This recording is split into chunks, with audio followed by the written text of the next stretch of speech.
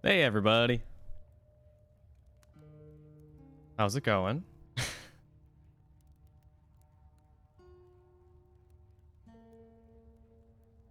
As always, we're just going to wait a few minutes for people to trickle in, and then we'll go over some patch notes, chat for a little bit, see how many people we have in this tournament today, and then we'll be good to go.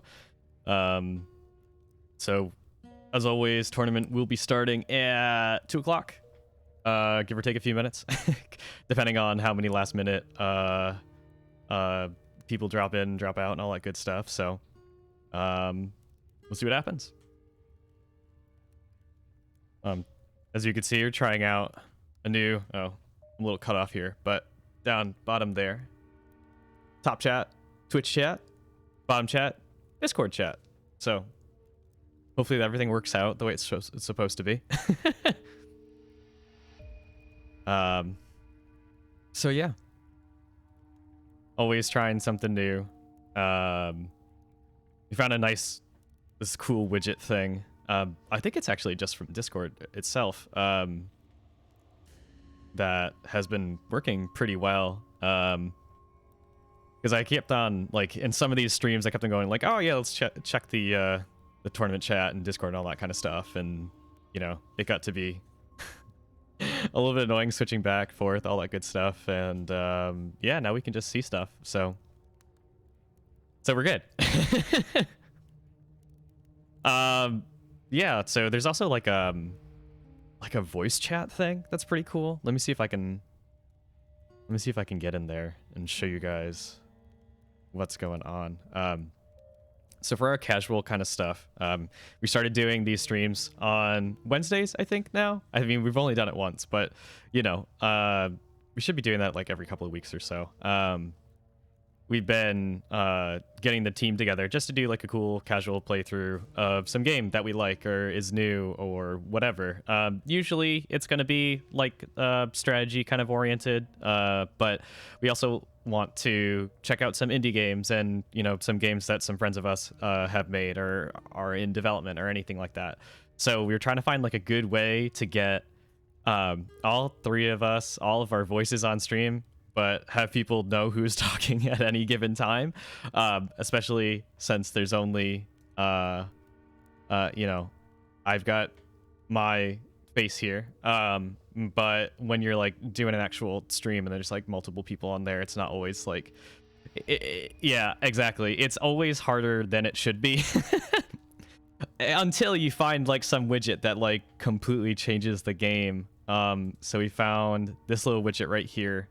And it actually just like integrates right into Discord. So if I like unmute myself here, you should see that little border kind of pop in. So yeah, that seems to work. And you know, if Jason pops in at any point or Paul, you should see that update and you can see who's talking. Oh my gosh. So you popped in, you popped out. But as you can see, we can handle more than one person on stream. You can know who's talking at any given time. So I haven't integrated it into all of the scenes so far, just this one. This kind of like crazy information laden chat screen, but you know, it's all good. We'll get there. We will get there eventually. So next casual stream, next Stray Basilisk game night, you should be seeing this fun little widget, as opposed to what we were doing before, which was like window capturing and then like cropping the hell out of it, and then it still didn't quite work the way it's supposed to. But hey, you know, you learn. So we're all still very new at this. So I'm actually going to turn this off for the time being. Because we don't need it right now. It's just you and me. So I'm actually, there we go. Cool. I was trying to figure out how to actually like leave the voice channel in Discord. So it's all good.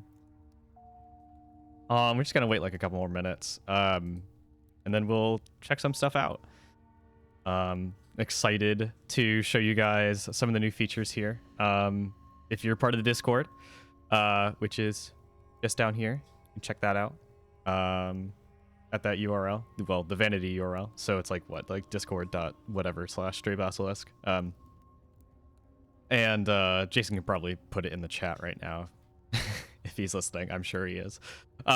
Jason is the one who is controlling the Stray Basilisk account right now. So there we go. Discord.gg. I always forget the .gg. I don't know. I always just default to .com, but hey, .gg / Stray Basilisk, and then you can see all the good stuff, and you can contribute to this tournament chat if you want to. So anyway, I can't even remember what I was saying, but yeah, we're just gonna wait a couple minutes and then we're gonna get into what's going on. But yeah, if you are part of the Stray Basilisk Discord, or if you're following us on Twitter at Stray Basilisk, you should have seen like a little nice GIF preview of some of the patch stuff that we're gonna go over today, and I'm excited for it.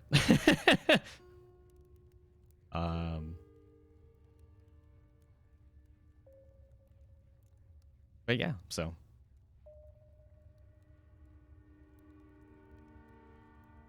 yeah, we could probably get into it now, right? I think that's fine. Yeah, let's do that. All right, so let's pull up them patch notes. Yeah, so let's start at the top and go down to the bottom. It's all mostly about all the same stuff for the most part, but it's a big feature and that we're excited about. So cool, we have introduced terrain objects. Hooray!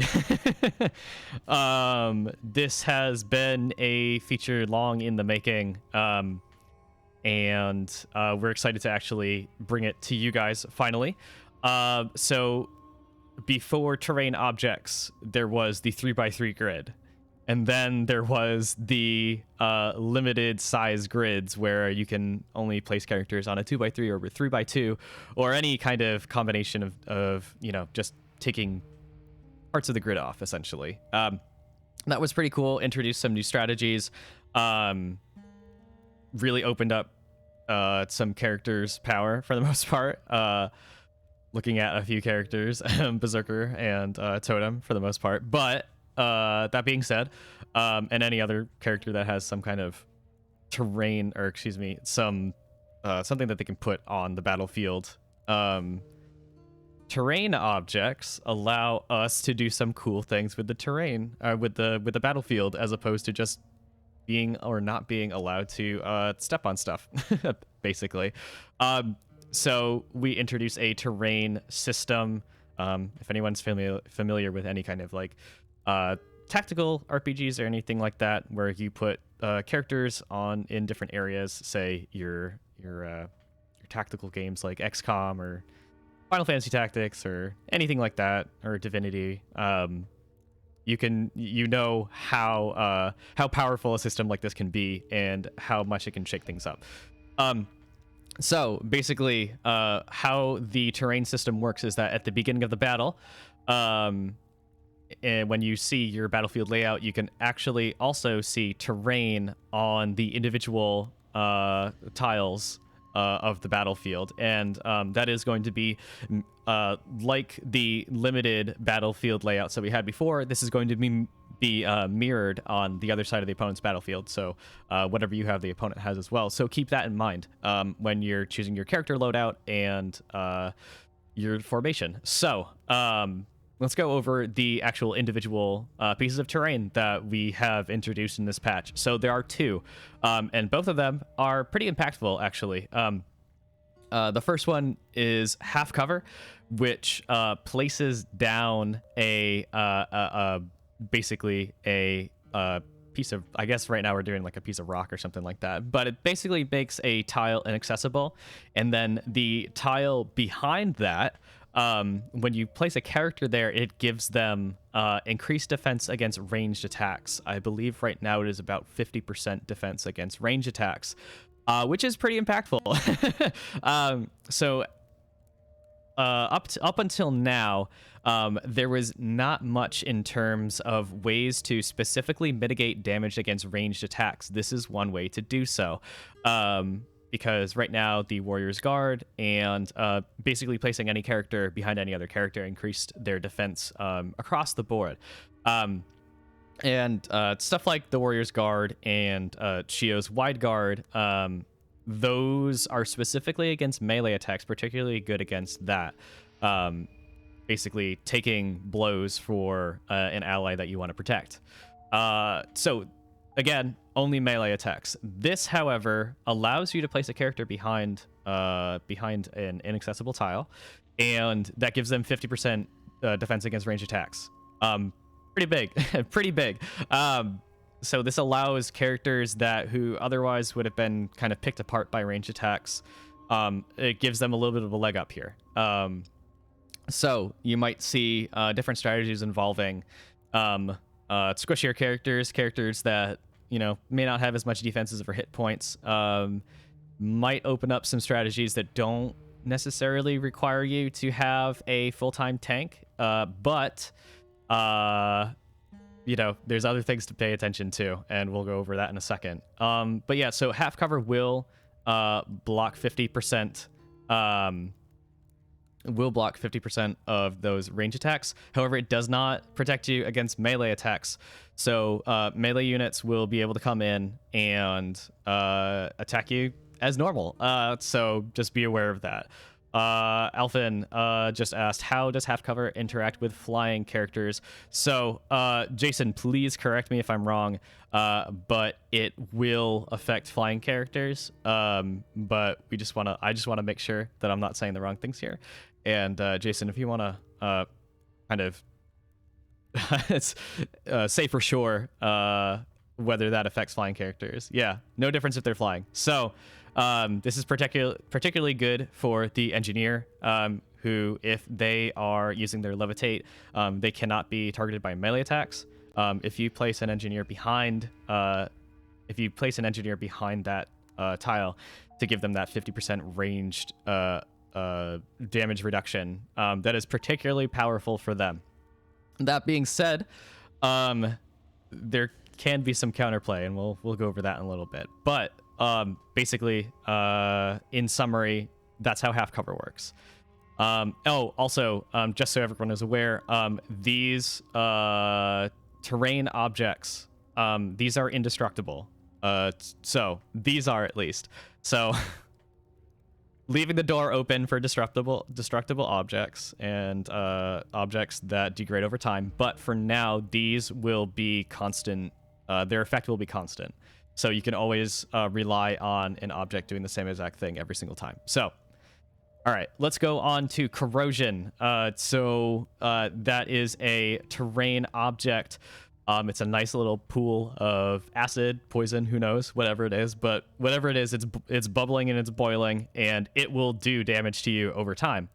So what happens is, once a character steps on a tile, and focus on the word steps. We'll get back to that in a second. But once a character steps on that tile, for any reason, they will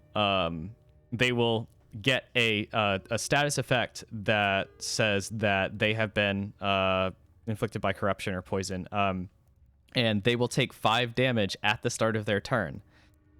So that is good, but there's a little bit more to this. When a character moves off of that tile, that gets replaced by a 2-turn debuff that basically does the same exact thing. They take damage at the start of their turn, 5 damage.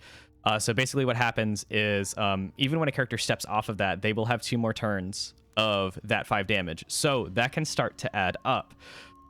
All right, so there are some obvious strategies with this. Basically forcing an opponent to mess up their formation and being basically saying, oh, hey, you have to go step on this. There's some ways to do that. The warrior's shove, the engineer's arm hook.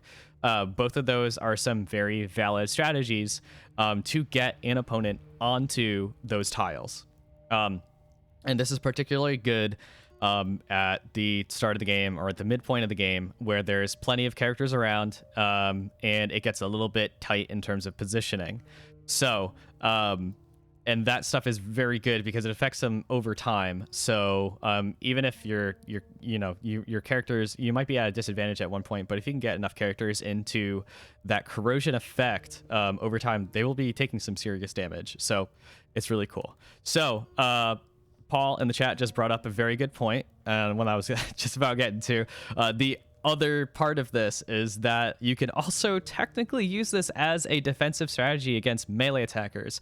So while the half cover can be used against ranged attackers, actually corrosion can be used against melee attackers. So what you can do is you can put a character onto a corrosion tile, and when a melee character comes in to attack that character, they will actually they will also get that debuff. So they will jump onto the tile, get the debuff, do damage to you, and they will jump back to their original tile, and they will have that 2-round debuff that says at the start of that character's turn they will take 5 damage.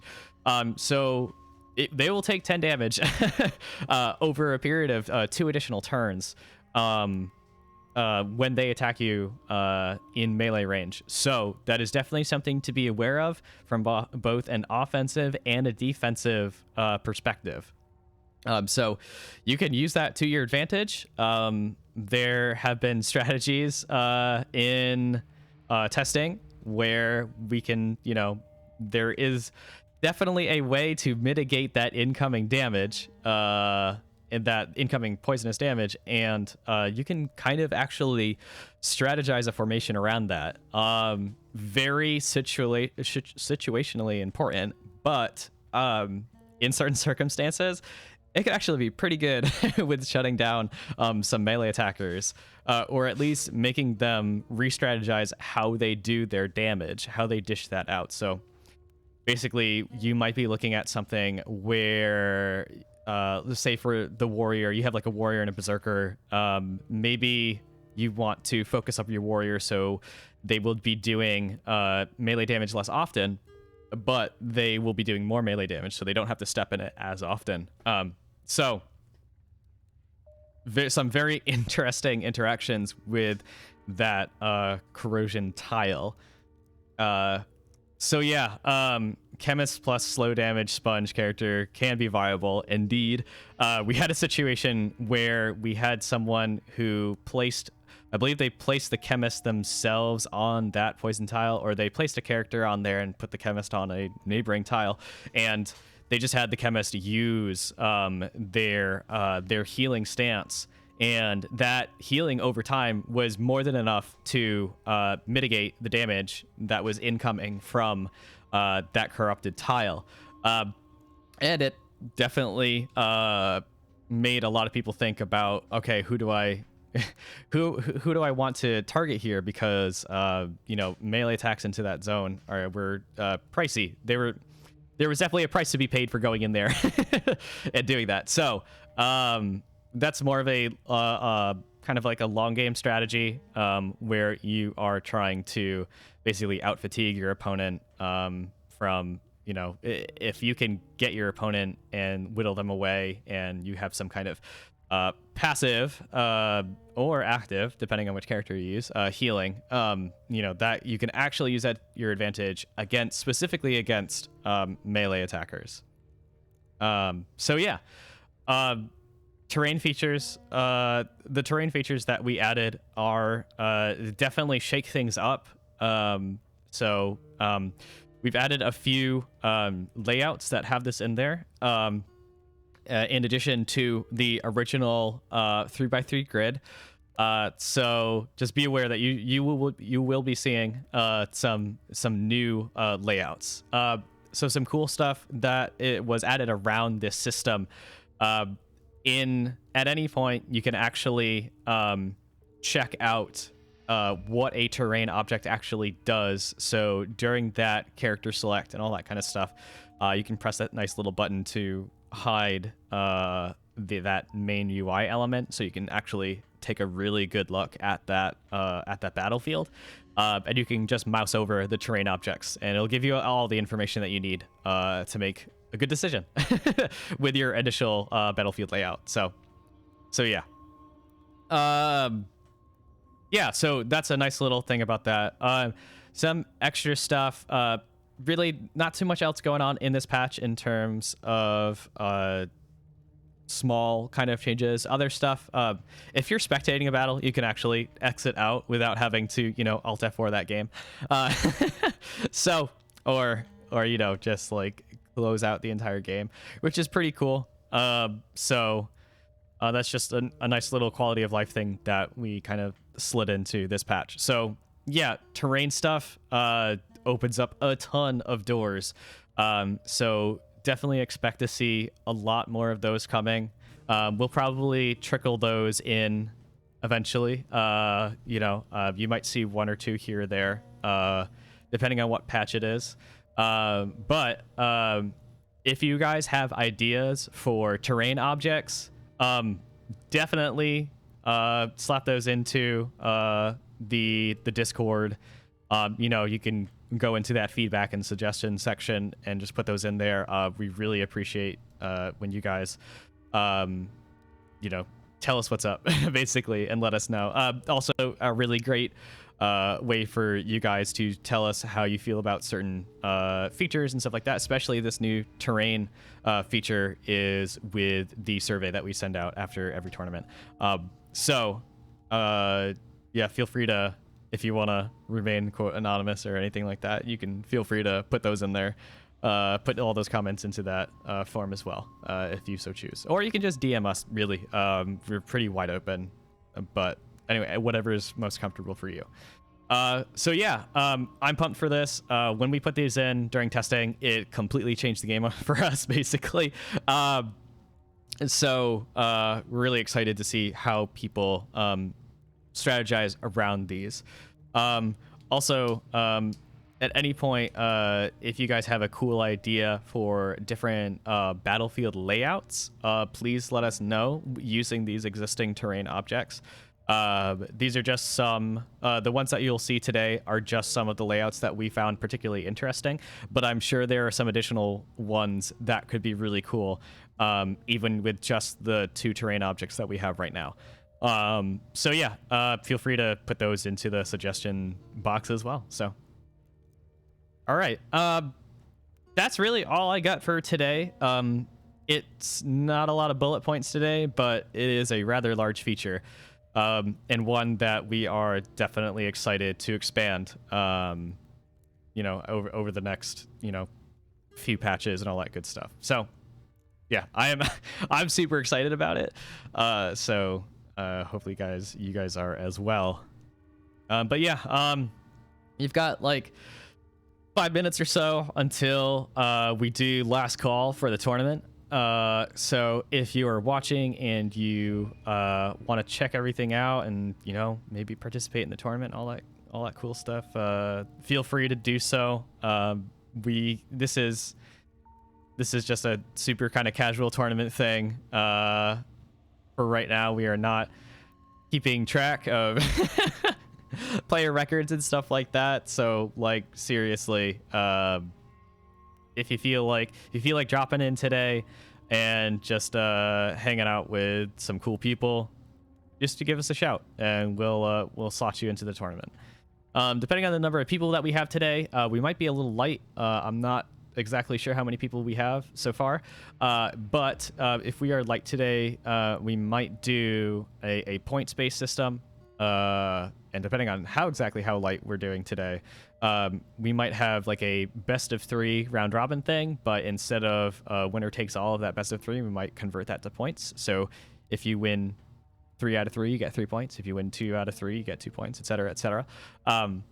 So let's just be a little bit more granular with that kind of stuff. So, and anyways, I like seeing points on the board. So that's cool too. But yeah, so that's what we've got. As always, there's some really cool stuff going on in the background that we would like to share with you guys, but you're just gonna have to wait for those sneak peeks. Maybe if people prod me enough, I can give some stuff away, but you're gonna have to try real hard.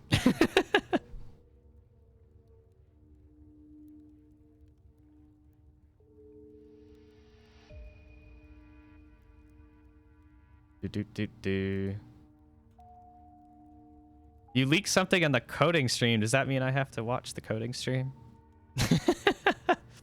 That would be the worst thing in the world. No, I like the coding streams. I saw... So, Jason does coding streams, I believe, every Friday. If not every Friday, pretty much every Friday. And those are just kind of chill, relaxed streams where Jason goes and decides to tackle some kind of coding challenge, some kind of feature, may or may not be directly related to Stray Basilisk. Excuse me, not Stray Basilisk, but Steamhounds, rather. A lot of times it is. A lot of people just like to vote for stuff that kind of has to do with Steamhounds, which I'm not complaining about. But that's one way to force Jason to leak some new features by making him work on those live. So that's cool and all. But the last one that we did, I believe, was some cool like card-based visual effects, kind of like Hearthstone and all that kind of thing. I saw some cool like, I don't know how I would describe it, but if you go into the Discord channel, you can see the fruits of Jason's labor there, and they've got some cool visual effects going on. So I'm excited to see that stuff probably eventually make its way into Steamhounds. I'm excited for that. I like seeing new fun visual effects happen, you know, particles and shaders and all that good stuff. So I still don't know what Jason leaked. So I'm gonna have to double check on that. So if you're curious, you can scrub through that stream to get the latest information about what we're working on. So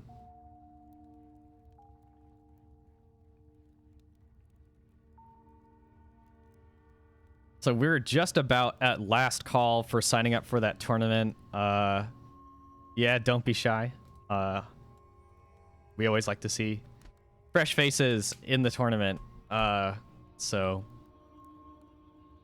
it's a lot of fun that way. Yeah, let's do the 3-round points format. That's still, if how many people we got officially? Do we still have 3? So if we have 3, everyone will basically play 6 rounds, I believe. I'm doing my math here. Very difficult mental math. We will... So yeah, we'll do basically 2 best of 3 rounds between everybody. And yeah, it should be pretty cool. I'm excited to see how people use that terrain stuff, so...